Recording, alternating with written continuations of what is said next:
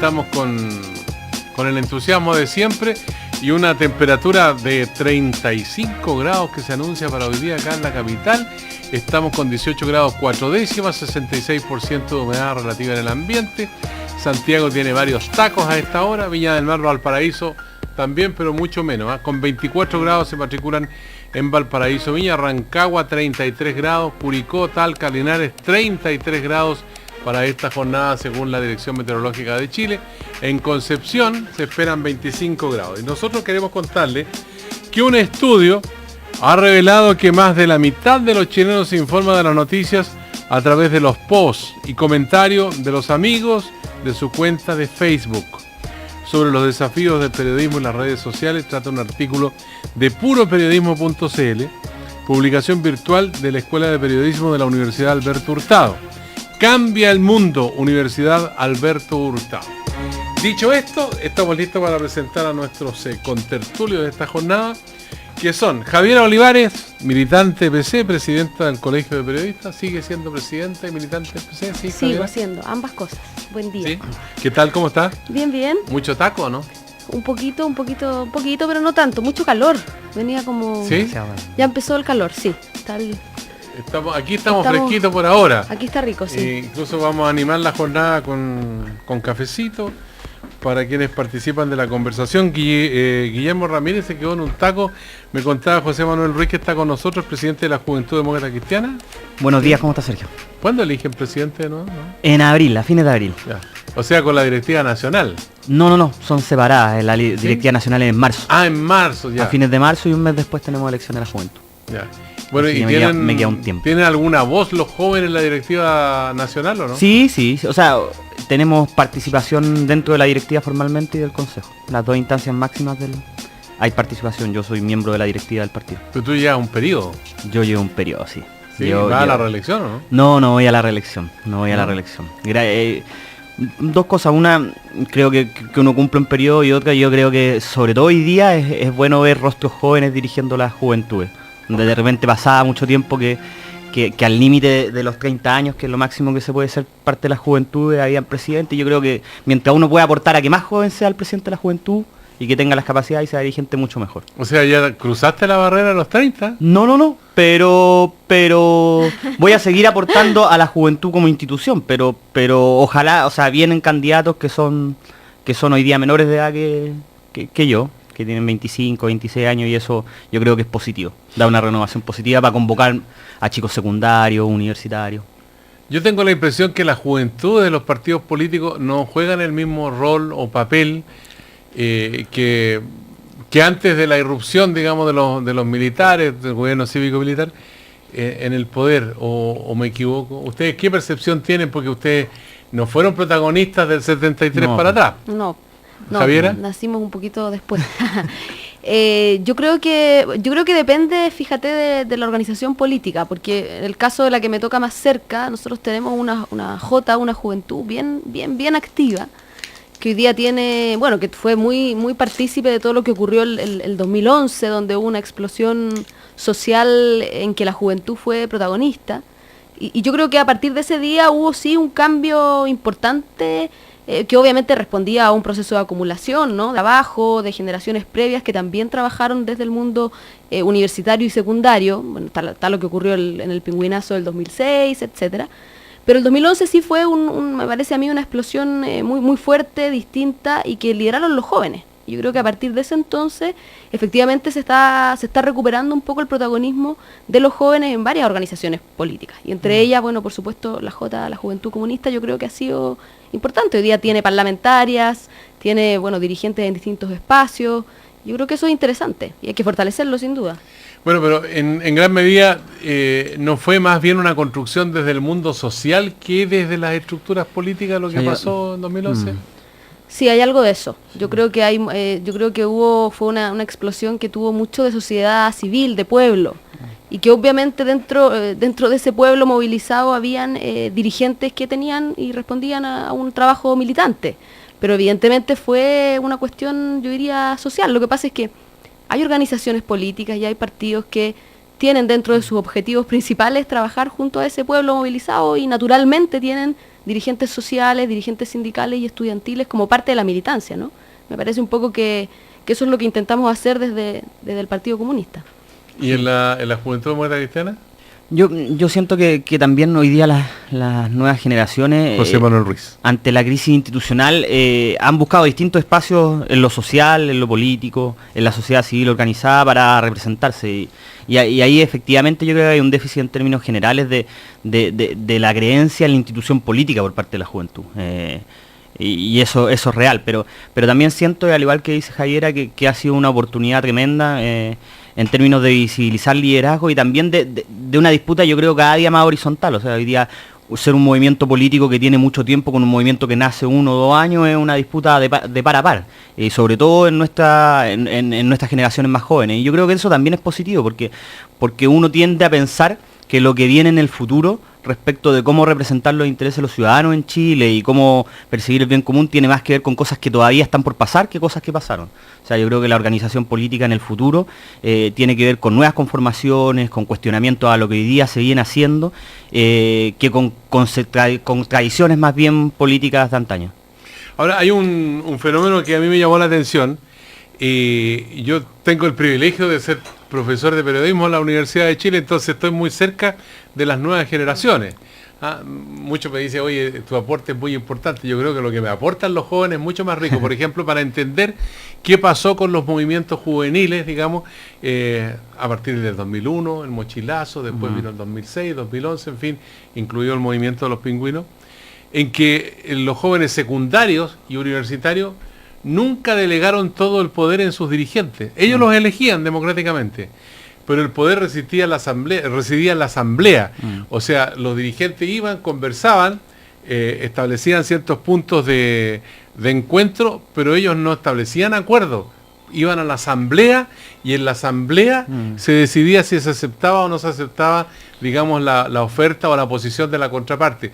Y eso rompía también una tradición que existía en las antiguas estructuras, digamos, de las organizaciones juveniles y también de los partidos políticos. Sí, yo siento que en todo nivel de cosas, cuando uno se refiere a la crisis de la institucionalidad, también tiene que ver con ciertas prácticas que ya son bastante resistidas. O sea, hoy día con el acceso a la información en todo nivel, también se demanda y se cuestiona mayormente el ejercicio del poder. Y eso en todo nivel de cosas. Y yo creo que hoy día, que en los últimos gobiernos se hable crecientemente más de participación ciudadana, tiene que responder más a una urgencia que una voluntad de algo que todavía no es necesario en la sociedad. Al contrario, o sea, hoy día una demanda realmente importante y tiene que ver con que cada vez el poder está más cuestionado porque necesita ser más transparente, y yo creo que se reconecta con lo que está pasando en estos días. Y en todo nivel de cosas. Y sin duda las nuevas generaciones se sienten con la inquietud de participar más de tanto de los costos que hoy día tiene ejercer el poder, pero también de los beneficios que tiene ejercerlo, o sea, de construir algo en conjunto. Las organizaciones hoy día son mucho más horizontales que antes.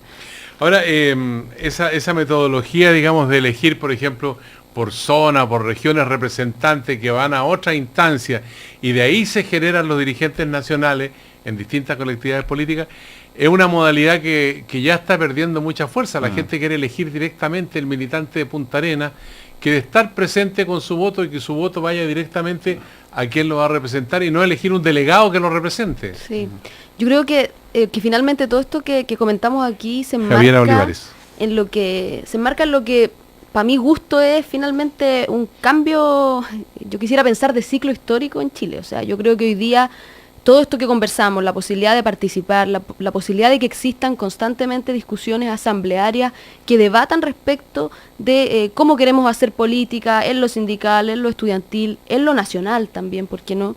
Tiene que ver con este cambio de ciclo, y que en el fondo es un avance hacia, ojalá, espero yo, y trabajamos muchos por eso, un avance hacia una democracia más participativa. Es decir, desde lo representativo avanzar hacia una participación social mucho más fuerte, mucho más poderosa, y evidentemente eso implica fortalecer los espacios de debate social. O sea, tú bien decías hoy, la gente quiere participar debatiendo, Ya no está igual que hace 5, 10 o 15 años atrás, donde en realidad estaba disponible a no debatir o a no cuestionar algo. O sea, hemos visto un montón de situaciones sociales que ilustran eso, no solamente las grandes, no solamente los estudiantes, sino también movimientos sindicales, hemos visto ahora recientemente movimientos ambientales, ¿verdad? Movimientos locales que exigen su derecho no solamente a voz, sino también a una voz que sea vinculante. Lo que tiene mucho que ver con lo que han planteado varios en el marco de la discusión actual sobre la situación de transparencia y de institucionalidad y corrupción, negocios y política, todo este debate. Muchos han planteado la necesidad que hoy día pone ese escenario de insistir con la idea de Asamblea Constituyente, donde efectivamente se debata qué tipo de constitución queremos, pero que además ese debate sea un debate que sea vinculante, es decir, que permita, ¿verdad?, después una cuestión concreta y se traduzca efectivamente en el contenido de esta nueva constitución. Y yo creo que eso es una muestra más de aquello. El simbolismo de este nuevo ánimo tiene que ver justamente con la Asamblea Constituyente. Yo creo que en una discusión muchas veces mal entendida, porque yo siento que hay algunos que son miedosos respecto de determinados mecanismos que sean más participativos, y yo creo que el simbolismo hoy en día lo va a tener la Asamblea Constituyente, y es un tema que la nueva Constitución se va a discutir y se debe discutir en el próximo plazo. Justamente yo creo que va a ser el tema. Guillermo Ramírez, director de Políticas Públicas, Fundación Jaime Guzmán, salió del taco, del atochamiento y surgió aquí en el primer café. Primero pido disculpas por el atraso. Creo que es mi tercer año en el programa y nunca había llegado tarde, así que la vez que uno llega tarde, llega bien tarde. Salvador tuvo la culpa. No. Salí, yo bajo por el Isidoro Yáñez, porque yo vivo en Colón con Tobalaba, y la verdad es que no se movía. Y llamé a las 8:30 a la Camila Betancourt, que es la productora del programa, y le dije: Camila, no voy a llegar, porque esto no se está moviendo, así que las disculpas del caso. Oye, estábamos hablando de... Los estaba escuchando en la radio, obviamente, en el auto. Ah, sí, estaba escuchando que estábamos hablando de... Muy interesante sobre las nuevas estructuras de poder y esta horizontalidad en las estructuras, y qué sé yo, lo comentaba la Javier y José. Y sobre el rol que están jugando los jóvenes, porque los jóvenes están participando en distintas instancias y de diversas formas. Algunos, por ejemplo, son estudiantes de enseñanza media, otros estudiantes universitarios, otros son jóvenes que participan en organizaciones de carácter social de distinta índole. Se mencionaba la situación ambiental o reivindicaciones de otros derechos, en fin. Pero al mismo tiempo hay una franja de jóvenes que es bien importante, que son los nini, que también existen en Chile, que no estudian ni trabajan. Son muchos. Entonces, ¿cuál es la percepción que tienes tú, Guillermo Ramírez, acerca de ese grupo de jóvenes que son de repente como una voz silenciosa, pero que emerge con una situación de descontento, digamos, por esta marginación que la sociedad les provoca, que no los incorporan al mundo estudiantil ni al mundo laboral? Sí. Bueno, no son ni tan silenciosos, la verdad. Nosotros estamos en un fenómeno, Javier lo decía, no alcancé a oír el fin de su argumento porque justo me bajé del auto, pero Javier estaba hablando del fin de una era.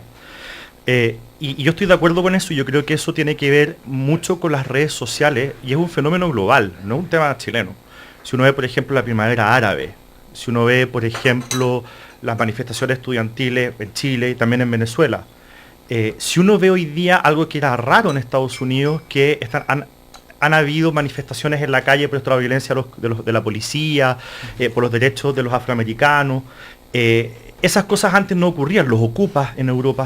Todos esos fenómenos nuevos, y son fenómenos que se generan porque los indignados en España, y todo eso se genera porque hoy día estamos en una realidad que es completamente distinta, donde las redes sociales lo que han hecho es horizontalizarlo todo. Antes uno oía solamente lo que los medios de comunicación seleccionaban dentro de lo que decían todos los políticos, los deportistas, las figuras públicas. Hoy día uno lee lo que dice cualquiera en Twitter, en Facebook.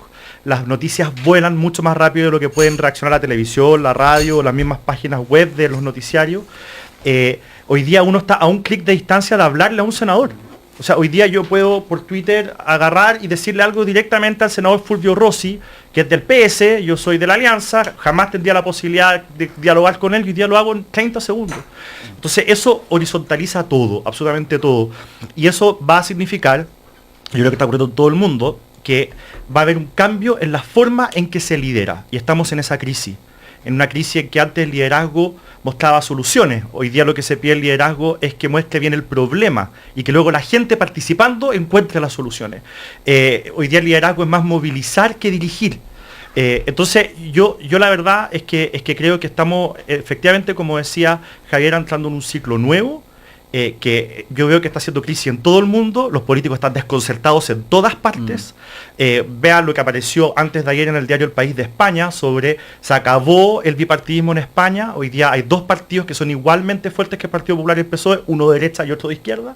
Entonces hay 4 partidos que se reparten la torta en pedazos casi iguales, de acuerdo a la última encuesta del diario El País. Entonces, y todo eso es muy raro y es muy nuevo, y son movimientos ciudadanos que van creciendo y que van ocupando espacio dentro de la esfera pública. Solo tomar un punto para precisar respecto de los niños José Manuel Ruiz, que son bastante jóvenes aquí en Chile. Es una cosa más compleja. Yo creo que hoy día, ante la desigualdad que hay en Chile, ni siquiera en este país tienen los medios para comunicarse de tal forma. O sea, yo creo que es un mundo ni siquiera no organizado y bastante silencioso quizás en lo colectivo. O sea, son demandas no escuchadas,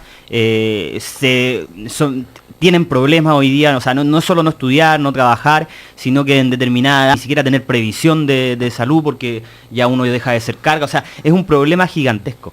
Y es como lo que hoy día también uno habla de la salud. O sea, cuando uno ve la diferencia de quizás por qué las demandas laborales o estudiantiles tienen una repercusión distinta, es por el nivel de organización también que sus propios contextos les permiten establecer. O sea, porque hoy día quizás el que tiene problemas en la salud, no se genera una demanda cuando hay problemas que son mucho más aberrantes que en los otros planos de la vida, es justamente por el nivel de la dificultad de la organización en quienes son beneficiarios de la salud para poder hacer demandas que son muchas veces personales e individuales de muchas personas, hacerlas también más colectivas. Y yo creo que los niños hoy día, para hacer solo una precisión, hoy día acá en Chile, por las condiciones que tenemos, son todavía un grupo no escuchado. Hay un elemento adicional que se los agrego. Sí. Jóvenes que sí estudian, terminan la carrera, pero no encuentran espacio para trabajar. Ocurre entre los ingenieros. Ilustrado. Claro. Cesante ilustrado, como le llaman. Ingenieros comerciales, periodistas también. En fin, periodistas una muchos. múltiple. ¿Qué dices tú, Javier Oliva? Yo iba también a hacer una precisión, pero en otro sentido. Yo creo que lo que plantea Guillermo, que efectivamente digamos el resultado de lo que está ocurriendo hoy día, este fin de ciclo, este fin de era, este nuevo momento que vive históricamente no solo Chile, sino probablemente el mundo, es un diagnóstico compartido. Lo que probablemente no compartimos con Guillermo, evidentemente no compartimos, son las causas de por qué se produce esto. Porque yo discrepo de lo que él plantea cuando él plantea que las redes sociales tienen mucho que ver en esto o son, digamos, una eventual razón de que se produzca esto. Yo más bien creo que esta situación, o sea, primero creo que las redes no son masivas ni democratizan necesariamente la comunicación, porque no todo el mundo tiene acceso a ellas. Esto de estar a un clic de distancia a otro lugar del mundo o de un parlamentario, sí, es un clic para una parte de la sociedad, no para toda la sociedad. Obviamente se avanza en aquello, pero todavía es insuficiente ni es total, ni en Chile ni en el mundo, y en particular en América Latina. Y en segundo término, yo también creo que más allá de las redes, yo pienso que el problema aquí tiene que ver con una razón mucho más estructural y profunda, y tiene que ver con que estos movimientos que surgen en distintos países del mundo, que responden a organizaciones políticas nuevas, que buscan asambleas, que buscan debatir, que buscan participar, tiene que ver con que la sociedad y los pueblos del mundo se han dado cuenta y han logrado percibir que el modelo neoliberal no responde ni garantiza sus derechos.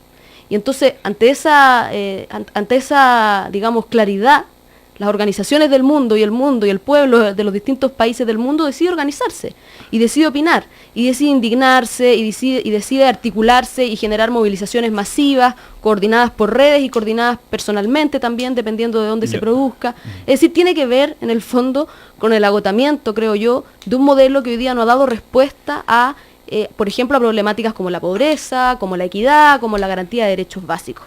Y cuando digo derechos básicos me refiero a salud, educación, es decir, cuestiones verdaderamente básicas.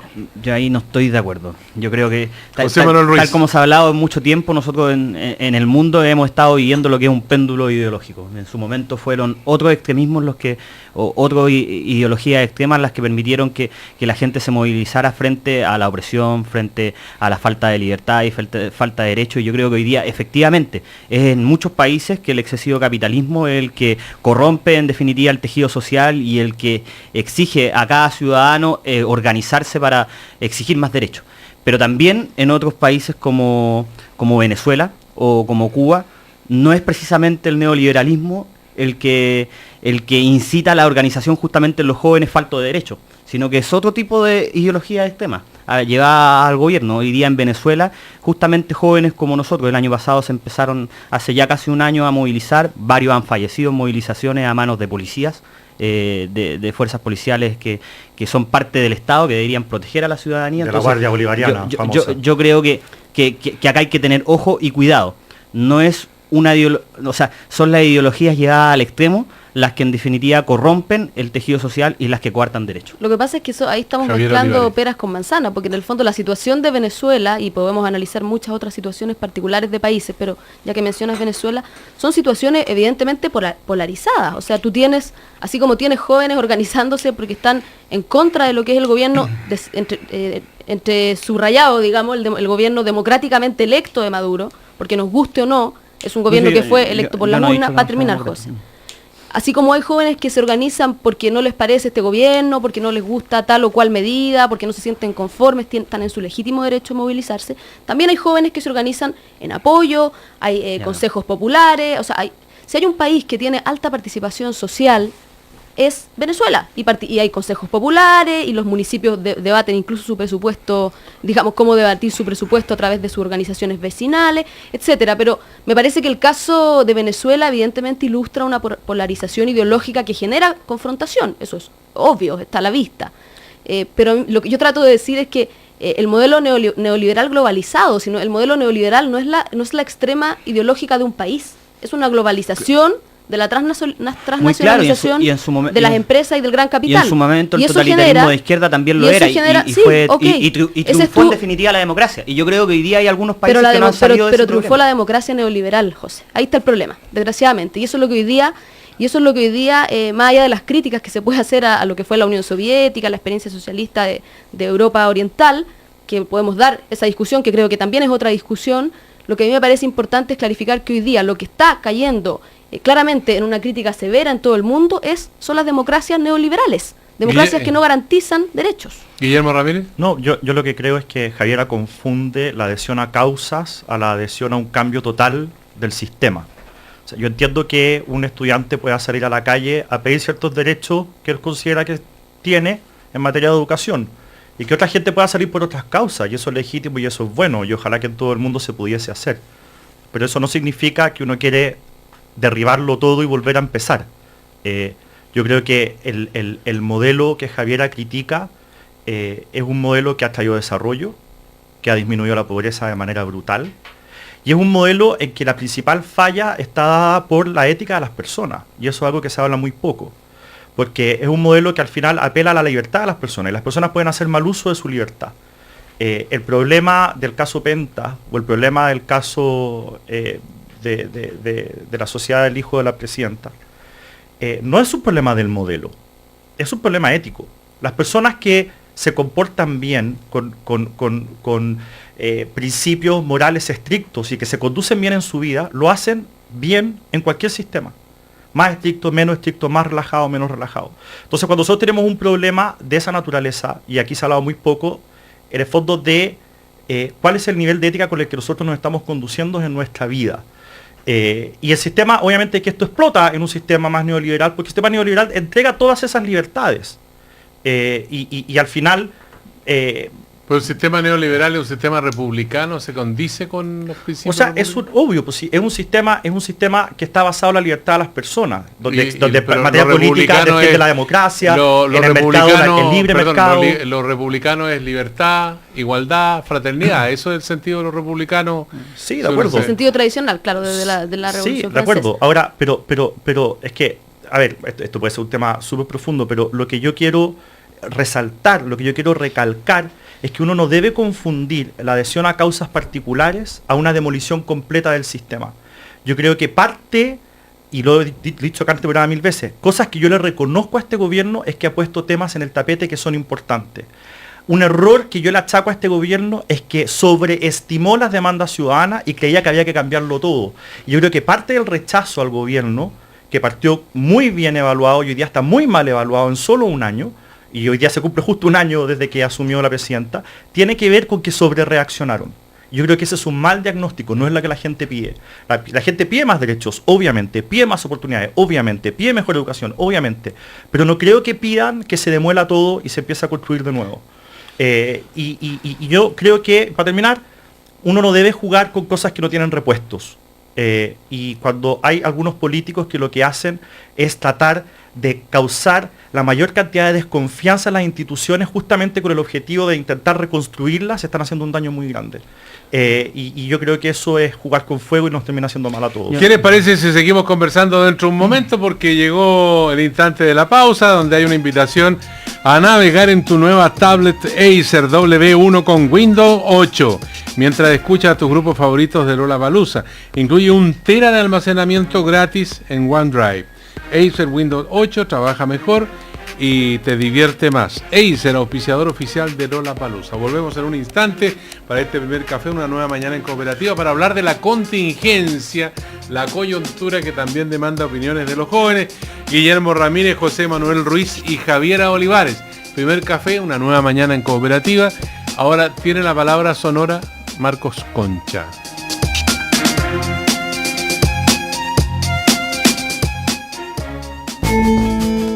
Filosofía, musicología latinoamericana, estudios de la imagen, son algunas de las áreas en que la Universidad Alberto Hurtado imparte sus programas de posgrado. Facultad de Filosofía y Humanidades, Universidad Alberto Hurtado.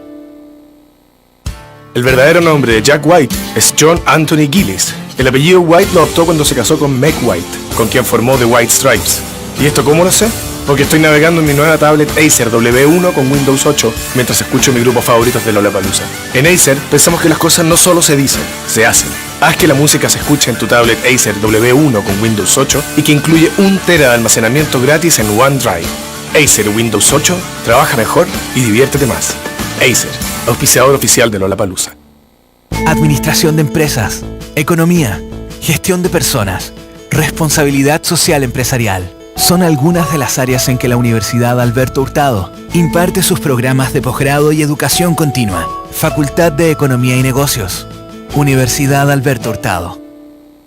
Llegó el momento, queda muy poco para que la alegría y la motivación inunden cada esquina de Santiago y para que tú seas el motor que impulse a 28.000 runners hasta llegar a la meta. Este 12 de abril sal a la calle y apoya a los runners que participarán en el Entel Maratón de Santiago. Conoce los circuitos en maratondesantiago.com. Entel Maratón de Santiago. ¡Vamos todos! Auspician Entel, Adidas, Gatorade, Salcobran, BCI Vida, Carosi, TVN, Mitsubishi, Red Salud UC, Diario La Tercera, Radio Cooperativa. Proyecto financiado con donaciones acogidas a los beneficios tributarios de la Ley del Deporte. Teatro Caupolicán presenta María Rita en Chile. Por primera vez la hija de Elis Regina, múltiple ganadora de premios Grammy. La voz femenina de bossa nova más importante del momento. María Rita, sábado 21 de marzo, 21 horas. Entradas, Ticketek, Falabella, Cines Hoyts y sin cargo por visión Tienda K Música. Galería Interprovidencia Local 99 y Teatro Caupolicán. María Rita en Chile, 21 de marzo, 21 horas.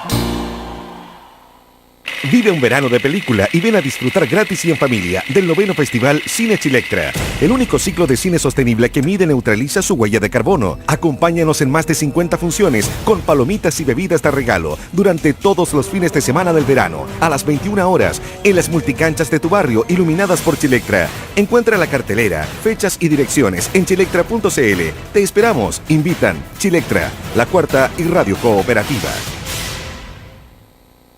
El superclásico se vive al aire libre. Este fin de semana, la 11ª fecha tiene extra emoción. Sábado, 2 de la tarde, el gran duelo del fútbol nacional es protagonista. Universidad de Chile, Colo-Colo. Superclásico, transmisión imperdible. Y además, todos los goles y alternativas del resto de la fecha y el fútbol internacional. Este fin de semana, al aire libre. Cooperativa, radio oficial de Entel Maratón de Santiago. Películas de acción, de terror, Dramas, comedias, documentales, deportes, ¡Bonitos! Western. Románticas. ¿Cuándo es tiempo de disfrutar el doble de canales HD? Vívelo hoy. Desde marzo con BTR tienes el doble de canales HD para siempre. Único con 46 canales HD. Además, aprovecha y contrata un triple pack Vive Más por solo 39,990 pesos por 6 meses. Infórmate más en btr.com. BTR, vívelo hoy. Mejor que encontrar plata en una chaqueta que tenías guardada. Mejor que ir a almorzar y que pague el jefe. Mejor que cualquier cosa es pedir un crédito y no pagar 6 cuotas, porque son gratis. Nuevo crédito sabático de Scotiabank. El nuevo crédito de consumo que sortea 30 premios de 6 meses de cuota gratis. Pide tu crédito hasta en 72 meses plazo. Scotiabank. Descubre lo que puedes lograr. Más información en scotiabank.cl. Infórmese sobre la garantía estatal de los depósitos de su banco en www.sbif.cl. Cámara Chilena de la Construcción. Por un país mejor. 19 grados. 19 grados en Santiago. Hola, soy Felipe, doctor, y yo construyo calidad de vida para mis pacientes. Mi nombre es Daniela, soy discapacitada y yo construyo igualdad de oportunidades. Soy Manuel, ingeniero civil, y construyo puentes que acercan y unen a miles de personas. Porque construir Chile es obra de todos. Los constructores estamos trabajando por el desarrollo de un país mejor. Sigamos avanzando juntos. Cámara Chilena de la Construcción. Obra de constructores. Obra de todos. Cooperativa. 28 minutos para las 10. 28 minutos para las 10.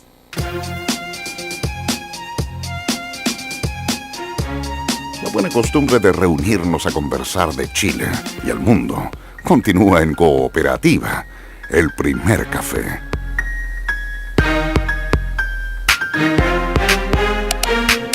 Estamos de vuelta en el primer café, una nueva mañana en Cooperativa, y te invitamos a que la música se escuche en tu nueva tablet Acer W1 con Windows 8 y que incluye 1 tera de almacenamiento gratis en OneDrive. Acer Windows, trabaja mejor y diviértete más. Acer, auspiciador oficial de Lollapalooza. Bueno, estamos conversando con Guillermo Ramírez, José Manuel Ruiz y Javiera Olivares. Yo quiero contarles una pequeña historia para la conversación. Ustedes seguramente tienen conocimiento de la encuesta, si es que escucharon el diario Cooperativa la jornada de martes, qué sé yo. También en internet está la encuesta cooperativa y se hizo una pregunta antes de 2 capítulos, el capítulo del sábado y el capítulo de ayer. Y la pregunta era, como ustedes saben, en días recientes de este mes de marzo, fueron formalizados los imputados en el denominado caso Penta. Al respecto, ¿cree usted que se hará justicia en este caso o más bien es de la opinión en que el caso Penta no tendrá justicia o no se hará justicia? No se hará justicia, opinaba el 77,6% de los encuestados. Pero yo quiero preguntarles a ustedes cuál es la percepción que tienen después que se vivió el capítulo del sábado, donde fueron formalizados 10 implicados en el caso Penta y 6 quedaron con prisión preventiva. Ese es un capítulo, ¿no es cierto? Y el otro capítulo es la formación de este consejo asesor que tiene 45 días para proponer medidas anticorrupción, y la presidenta Bachelet creó esta comisión de 16 miembros liderada por el economista, profesor universitario Eduardo Engel. Estos 2 capítulos, el del sábado y el del consejo asesor, ¿van a cambiar o no van a cambiar esta percepción que tiene la opinión pública en el sentido de que no se haría justicia en un 77,6%? ¿Quién quiere hablar primero? Yo. Javier Olivar. Damas primero. Las damas primero. Vamos a aprovecharnos del machismo ya que estuvimos tan cerca del Día Internacional de la Mujer Trabajadora. Oiga, yo, Sergio, creo que son 2 temas re importantes los que tocas. Primero, respecto de lo que ocurrió el sábado con la formalización y lo que ocurrió en general con el proceso de formalización de los implicados en el caso Penta, yo creo que fue, digamos, un tremendo tema en términos incluso como culturales, ¿no? Comunicacionales, o sea, lo que significó que fuera transmitido todo por televisión, que mucha gente lo viera, que fuera el tema noticioso de la semana, me parece que marcó un hito. Yo no recuerdo, probablemente quizás el caso Spinia, habría que mirar cuál, quizás el caso Caradima, pero no recuerdo que una situación donde conglomerados conglomerados empresariales, de tal importancia, que estuvieran siendo formalizados por estafar básicamente al Estado, estuvieran, digamos, a la palestra y que quien quisiera pudiera ver y conocer de este proceso, me parece a mí una cuestión trascendente a relevar y que favorece el sano debate público, creo yo. Me parece que lo democratiza, lo masifica, es decir, lo fortalece.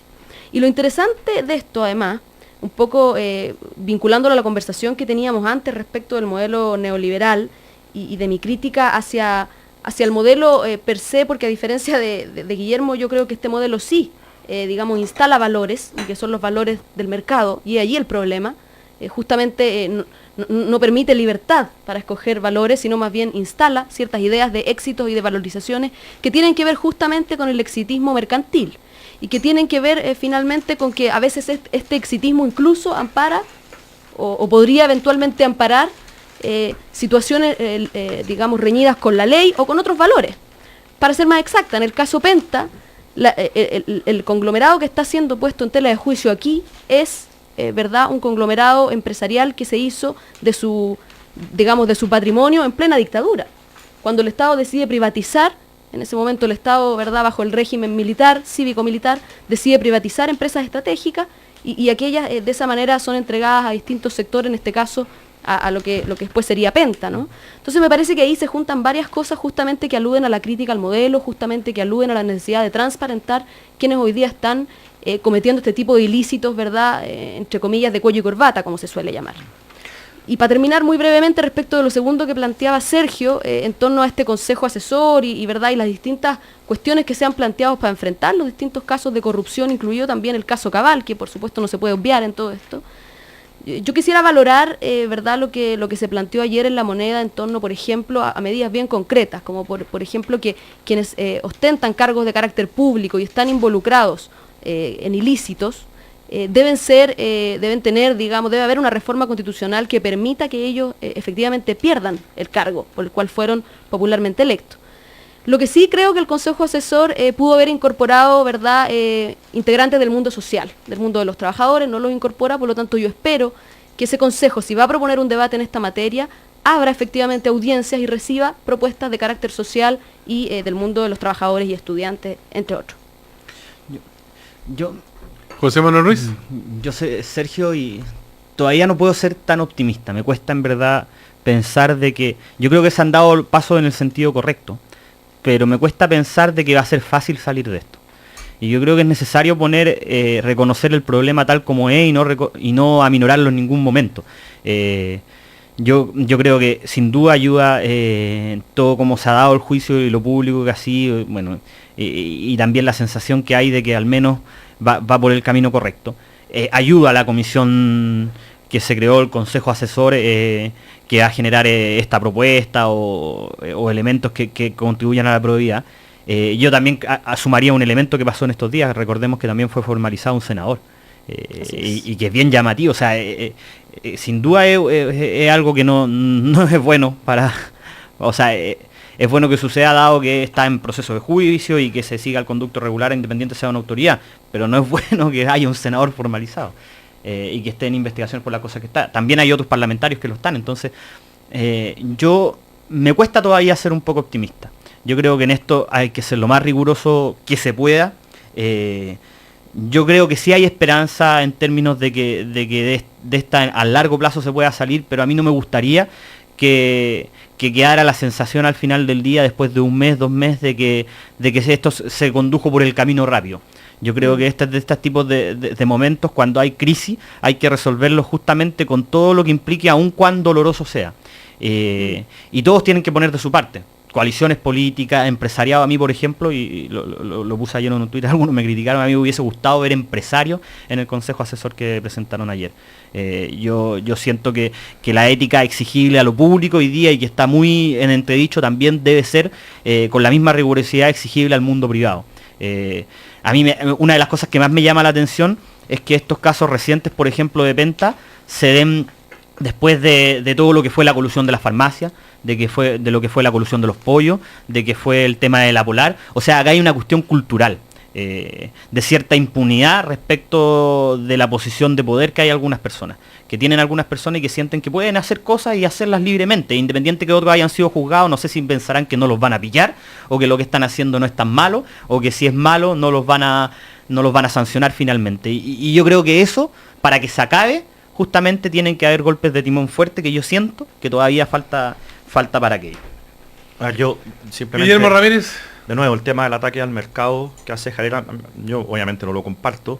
El mercado no es otra cosa que millones de personas tomando decisiones. Al modelo neoliberal. ¿Qué es el mercado? ¿Qué es el mercado? Llevado al extremo, transnacionalizado, o sea, y que inculca valores que te obligan a pensar y hacer ciertas cosas. Pero yo no te interrumpí. El extremo es que todas las personas puedan tomar libremente todas sus decisiones. No es así. Entonces, cuando se fija precios como en Venezuela, hay escasez. Cuando se dice que puede consumir una persona con una tarjetita como en Cuba, no pueden consumir otras cosas. Cuando te dicen en Cuba, usted estudia esto, usted trabaja acá, usted no tiene libertad. Entonces, el sistema de mercado... pero si eso es. El sistema de mercado es cada uno toma sus decisiones. Trabaja donde quiere, compra lo que quiere, vende lo que quiere, y nadie le está diciendo lo que tiene que hacer. Y yo eso lo voy a defender siempre. Ahora, respecto al tema del Consejo Asesor Presidencial, para mí es la definición del mal necesario. Es un mal, o más que mal, es como una tristeza necesaria. A mí me da pena. ¿Y por qué? Porque hemos tenido que crear una comisión asesora fuera del Parlamento para que goce de cierta credibilidad, de cierta prestancia, de cierta independencia, que le dé a la ciudadanía una cierta confianza de que lo que va a salir de ahí va a ser bueno o va a ayudar a resolver esta crisis. Entonces, yo, con el realismo propio que hay que tener en esta materia, creo que no había otra salida, por eso creo que es necesario. Había que hacerlo fuera del Parlamento. Pero es triste que no se pueda hacer a través del Parlamento por la desconfianza que hoy día tienen las personas en las instituciones en general y en el Parlamento en particular. Entonces, yo creo que acá esto es una buena noticia en el sentido de que yo creo que la presidenta dio en el clavo con lo que había que hacer. Creo que todos los sectores políticos, todos los sectores sociales, empresarios, trabajadores, la iglesia, los partidos políticos, todos debemos apoyar esta instancia, dejarla trabajar y en el fondo confiar en que lo que salga finalmente va a ayudar a superar esta crisis. Es una pena que no haya podido hacer el Parlamento, pero esa es la realidad hoy día. Y ojalá que lo que aparezca en el fondo de esta instancia sea algo que ayude a prestigiar más la política y que no tengamos que recurrir nuevamente a comisiones externas al Parlamento para solucionar problemas cuando hay una crisis. Lo segundo es que respecto a... ¿Cuál fue tu primera pregunta? Porque la segunda era sobre el tema de la Comisión Asesora Presidencial. Sí, era un elemento, digamos, que podía hacer cambiar la percepción del público después del fallo, porque la encuesta fue antes de la formalización y la prisión preventiva y antes del anuncio de la Comisión Presidencial. Yo tengo la deformación que tenemos casi todos los abogados, que básicamente decir lo siguiente, que puede resultar obvio, pero no es tanto. Primero, si se demuestra que hubo algún ilícito, debiese aplicarse toda la fuerza de la ley y tratar de no hacer cuchufletas para que salgan o atenuantes que no existen y qué sé yo. O sea, al final del día, en todos los casos, no estoy hablando solamente del caso Penta, debe aplicarse la ley en todo su rigor. Es importante en un momento de crisis como este, ¿ya? Pero creo también, y hay que decirlo, que los jueces no pueden dejarse impresionar por la presión del público. ¿Tú crees que el juez se dejó presionar por el público? El Poder Judicial existe justamente para controlar a la gente. Si el Poder Judicial no existiera, las personas serían colgadas en la Plaza de la Constitución. Pero eso igual no es muy subjetivo, yendo a la misma rigurosidad que tú... Es que, ¿sabes lo que pasa? Yo cuando veo, por ejemplo, el tema de Pelambres, de lo que hizo ese juez de letra, el gobierno critica, el mundo empresarial lo critica, desde Londres lo critican. Esta es la séptima mina de cobre más grande del mundo, 6.500 personas se van a quedar sin pega. Los ambientalistas critican, dicen que va a generar un desastre ecológico, destruir en el fondo, bueno, en fin. Entonces, el problema es que se hace con el relave que está en el tranque si votan el muro. La destrucción del tranque, hay una solución que lo voy a dar a conocer después que proponen. Está bien, pero lo que quiero decir es que la impresión que yo tengo es que ese juez de letras de Los Vilos se dejó en cierta forma impresionar por la presión constante de algunas personas o algunos grupos.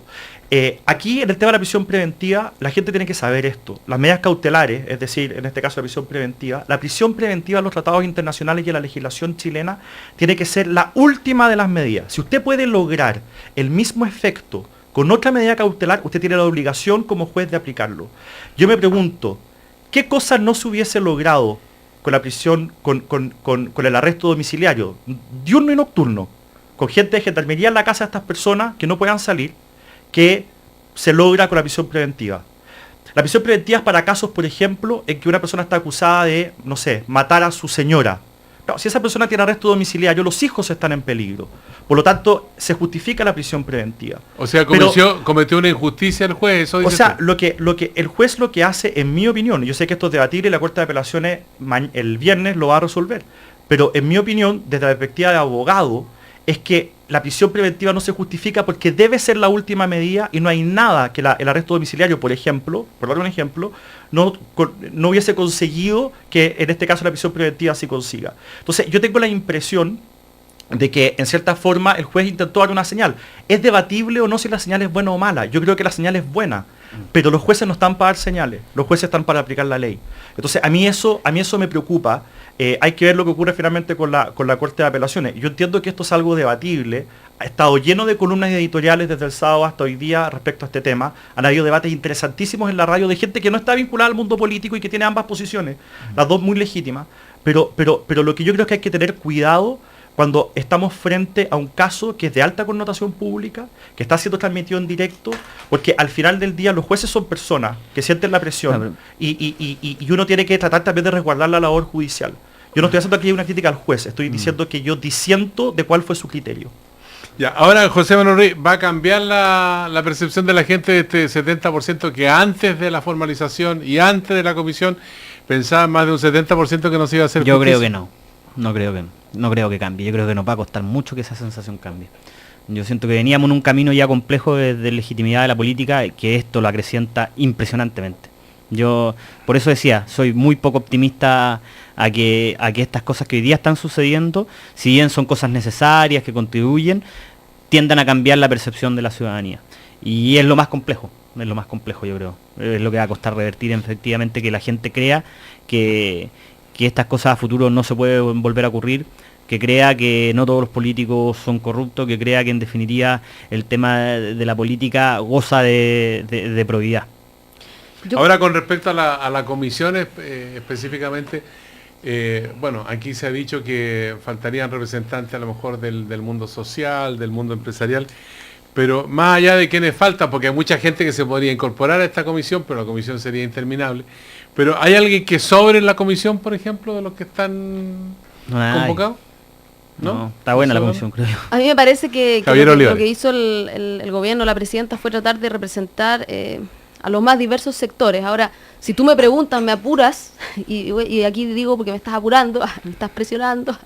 No, yo creo que es complejo cuando uno nomina integrantes de las comisiones que han sido de una u otra manera vinculados a dictaduras, digamos. Y entiendo que hay algunos integrantes que están, fueron personeros y han sido defensores de la dictadura de Augusto Pinochet. Yo, en lo personal, ya que me apuras y me pregunta, yo estoy en desacuerdo con aquello. Dicho eso, yo quería decir también que a mí me llama la atención, Guillermo, yo entiendo que tú por deformación profesional eres abogado y yo periodista, y uno tiende a hacer análisis desde los lugares de donde hace su oficio y aprendió, ¿no? Y un poco interpreta la vida, pero me parece que hacer análisis como abogado y legales ha sido una tendencia, o por lo menos a mí me ha tocado escuchar un par de veces de ti eso, cuando hemos discutido en particular el caso Penta, el caso Penta, puntualmente. Y yo creo que aquí lo que hay que hacer efectivamente es hacer un análisis político.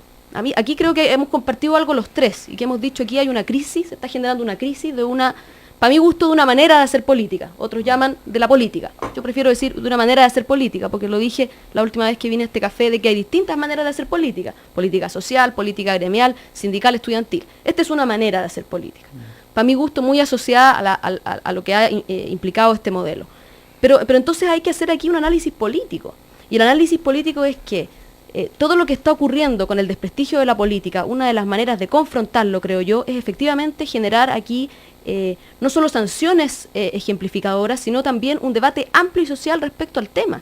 Y entonces decir que quienes han tenido amplias posiciones de poder, ya sea empresarial, político o en los negocios, están hoy día disponibles no solamente a ser, y están en la obligación además no solamente de ser llevados a un proceso legal, sino también de cumplir las penas. Y si son un peligro para la sociedad, como lo han sido, según esta investigación, o eventualmente lo habrían sido según esta investigación, por estafar, ¿verdad?, al fisco, evidentemente tienen que cumplir, ¿verdad?, con una situación en este momento de prisión preventiva, u otra, la que determine el juez. Pero lo que quiero decir es que aquí no podemos mirar de una manera un caso determinado y de otra otro porque está cerca de nuestro sector. Y a mí me da la impresión que un poco en los análisis ha estado esa sensación por parte de la derecha. Yo hubiese esperado, creo yo, que este planteamiento que tú hablas del ejercicio ético de la política fuera también de la misma manera encarado por la UDI, y que aquellos parlamentarios que hoy día también están siendo citados a declarar o eventualmente van a ser formalizados,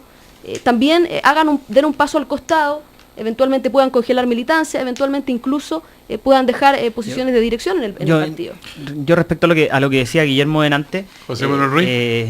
Yo creo que queda una falsa sensación de que la justicia en este caso particular, aunque sea subjetivo y opinable, tal como lo dijo Guillermo, es injusta. Exacto. Yo no me metería, y de hecho esto es una medida cautelar, o sea, yo no me metería ni... A mí lo que me interesa es lo que va a pasar después. O sea, si efectivamente van a ir a la cárcel los controladores de venta por lo que han hecho siendo comprobado. Y eso yo creo que poner el acento ahí es realmente importante. Lo demás yo creo que no tiene sentido discutirlo. O sea, es una medida cautelar bien, para mí o sea, desde el punto de vista de la sensación, efectivamente yo no soy abogado, yo no estudié el tema jurídico, no es algo malo lo que sucedió, pero creo que hay que poner el acento realmente donde importa. O sea, la justicia es injusta, por ejemplo, cuando Larraín hijo no va a la cárcel por lo que hizo. Ahí es injusta la justicia. En este caso no hay... cuando un tipo por vender películas piratas muere en un incendio en una cárcel. Claro, en la cárcel. Imagínate. Pero, José, pero un momento, porque es que es súper peligroso lo que Guillermo estás Ramírez. diciendo. Porque yo estoy de acuerdo contigo en que lejos lo más importante es el resultado final del juicio. Eso es evidente. Si eres culpable, tienes que pagar. Si eres inocente, tienes que quedar libre. Eso estamos todos de acuerdo.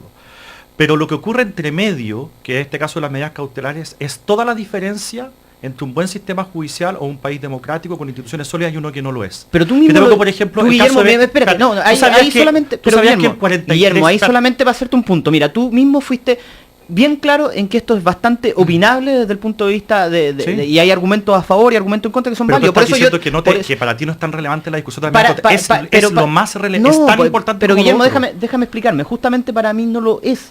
O sea, no lo es porque yo creo que, yéndonos al plano de las sensaciones también, lo que tú criticas respecto de lo que podrían haber obrado los jueces, dado que la sensación ambiental o fuera contribuye a la determinación que se tomó. En el mismo caso, yo creo que esto no es correcto que quede acá en el aire, y es lo que estoy discutiendo, la sensación de que hay una Pero falsa José, injusticia ¿cómo reaccionas tú si yo te dijera, que tú sabes que el 43% de los alcaldes opositores a Maduro en Venezuela tienen algún proceso judicial, ¿ya? ¿Qué opinarías tú si yo te dijera, oye, si no es importante que Ledesma esté en la cárcel, que es el alcalde de Caracas, lo importante es si al final del día era o no era culpable, pero mientras tanto no es tan relevante la medida cautelar. Sí. Pero es que esa es la hay diferencia. Un mundo de diferencia, creo yo, hay un mundo de diferencia ante la justicia venezolana. No, lo que yo te estoy diciendo, yo no estoy diciendo que lo que ocurre, perdona, yo no estoy diciendo que lo que ocurre en Penta, lo que ocurre en Venezuela, eso sería ridículo. Lo que estoy diciendo, simplemente lo que quiero rebatir, porque yo te digo, lo que tú dijiste es peligroso. Cuando tú dices que lo que importa es el resultado final, pero lo que ocurre entre medio, el tema cautelar es secundario, yo te digo, se nos puede ir la vida en el tema del debido proceso. O sea, eso es clave y hay que resguardarlo siempre. Claro. Entonces, no hay que minimizarlo. No hay que decir que es algo que al final, bueno, es importante, pero no es tan importante. Es muy importante. Bueno, importa un rano, que, disculpe que lo diga así, que hoy día tengan una medida cautelar de prisión preventiva, si es que después, cuando comprobado culpable, tienen que pagar una multa nomás. A eso voy yo. O sea, en definitiva, José, la ponderación de lo que se haga de aquí al futuro tiene más que ver con el desenlace de lo que pase para que se haga justicia, que lo que hoy día, si la medida cautelar fue o no fue adecuada. Eso estoy diciendo yo, en el proceso completo. Está bien, pero los tratados internacionales lo que dicen, y la ley chilena lo que dice, es que la prisión preventiva no es un adelanto de la pena. Eso es como se veía antes, cuando éramos primitivos. Sí. Hoy día la medida cautelar, la prisión preventiva es una medida cautelar. Es para proteger a la sociedad o para proteger al mismo imputado o para proteger las pruebas. Y el caso particular de la prisión preventiva, por todos los tratados internacionales y la ley chilena, debe ser en la última de las medidas cautelares, solamente si es estrictamente necesaria, porque ninguna de las otras sirve. Ajá. Entonces, cuando tú tienes una persona que salió de Chile hace 2 semanas, Carlos Eugenio Lavín, porque su hijo estaba con cáncer y lo operaban en Estados Unidos, y vuelve, o sea, él demuestra que no se quiere arrancar ni nada. ¿Por qué se va a querer arrancar si tiene toda la tranquilidad para estar aquí y estafar al Estado por décadas? Pero lo que estoy tratando de decir es por qué el sistema procesal penal tiene los mecanismos, digamos, para levantar esa medida cautelar. O sea, sí, existe la instancia de la Corte de Apelaciones de la apelación que se va a ver el viernes. Y solo para terminar, el tema de las medidas cautelares es tan importante, José, que cuando uno presenta una apelación ante una medida como esta en la Corte de Apelaciones, todas las demás causas se retrasan y se pone esto en primer lugar en la tabla de la Corte de Apelaciones. O sea, si hay gente que está en causas que llevan 2 años, 3 años, 5 años, lo siento, su causa tiene que seguir esperando, primero tengo que ver la medida cautelar. Así de importante es para resguardar el debido proceso que estas medidas cautelares sean razonables y sean proporcionales. Entonces, a mí se me acusa acá de que yo tengo una medida porque esto sería gente cercana a mi sector. Yo lo que estoy hablando es de que lo que debe ocurrir acá es que se cumplan los tratados internacionales y la ley. Y yo tengo la impresión de que eso no está ocurriendo. Ahora, los criterios para esta prisión preventiva, de acuerdo a las disposiciones que tiene el sistema procesal penal, es que cuando hay fuertes indicios de culpabilidad se puede dictar esta medida, o cuando no existe la garantía, digamos, de que las personas no van a colaborar adecuadamente en la entrega de los antecedentes o que puedan ocultar algún tipo de información. En esos casos está contemplada la medida de prisión preventiva. Bueno, ese caso no es menor. Si es que no se logra el mismo objetivo con otra medida cautelar. Todo lo que tú estás diciendo es correcto, pero con la salvedad de que si no se... Porque si tú dices, si a esta persona yo la dejo libre, va a destruir pruebas. Vale, puede destruir pruebas desde su casa. Eventualmente podría ocurrir en este caso. Si ya le incautaron los computadores desde la casa, pero Guillermo, ¿tú crees que esa tranquilidad, el 71% que está ilustrando la encuesta que acaba de mencionar Sergio, evidentemente está pensando en que no va a haber justicia en este caso? ¿Tú crees que esa gente, ese 71%, tiene la tranquilidad de que si estos señores se van a sus casas, no van a generar algún tipo de red, de probabilidad, de posibilidad de generar, por ejemplo, digamos, de perder ciertas pruebas o de buscar alguna manera de poder evitar ser estamos culpable? Hablando de que estaría con arresto domiciliario, con gendarmes en la casa. Está bien, pero no necesariamente, con las actuales, además, tecnologías, no necesariamente urge salir de la casa para conseguir ciertas determinadas cuestiones. Por lo tanto, mira, yo creo que lo central de esto, en todo caso, yo no soy abogada, evidentemente, pero es que yo creo que aquí el debate no es jurídico, eso es lo que trato de decir. Es jurídico, no sé si no, pues, es un debate político. Ese es el argumento de Maduro, por la cual él tira leer más la cárcel, porque es político. Guillermo, yo lamento. El argumento es demasiado peligroso, José. ¿Sabes lo que pasa? Perdón, ¿me permiten terminar? Lo que yo lamento es que aquí no se pueda dar un debate de fondo, porque si se festina cada vez que uno emite un argumento y hablando de caricaturas de Cuba y de Venezuela, francamente no podemos discutir, por Guillermo. Pero si es el mismo argumento, Javiera. Si lo que yo estoy Señores, tratando de decir, estamos llegando al final de esta conversación judicial, jurídico. En el primer café Una Nueva Mañana en Cooperativa puede seguir el primer café con Guillermo Ramírez, José Manuel Ruiz, Javier Olivares. Quiero contarles que Neftalí Caravante, abogado, profesor de Derecho Minero de la Universidad Central, a propósito de la mención que se hacía al caso de Pelambre, dice que hay salida para Pelambre frente al fallo que ordena la demolición del tranque, que constituiría una aberración. Dice, primero, cumplir con el fallo de la Corte Suprema que ordena el libre escurrimiento de las aguas. 2, alcanzar un acuerdo con la comunidad de Caimanes para que se instale una planta desaladora con cargo a la empresa y así suministrar agua potable a la comunidad de Caimanes, que son alrededor de 1.200 personas. Esta es una situación entonces que tiene solución frente a la preocupación que se había planteado aquí en el primer café. El problema de la ética hoy día en lo privado es que salga ayer el presidente de la CPC a quejarse por esto y no se haya quejado antes porque una empresa dejó un pueblo sin agua. Señores, muchas gracias. Será hasta la vista en el primer café. Guillermo Ramírez, José Manuel Ruiz y Javier Olivares, que tengan una buena jornada. Gracias. Igual, gracias. Chau.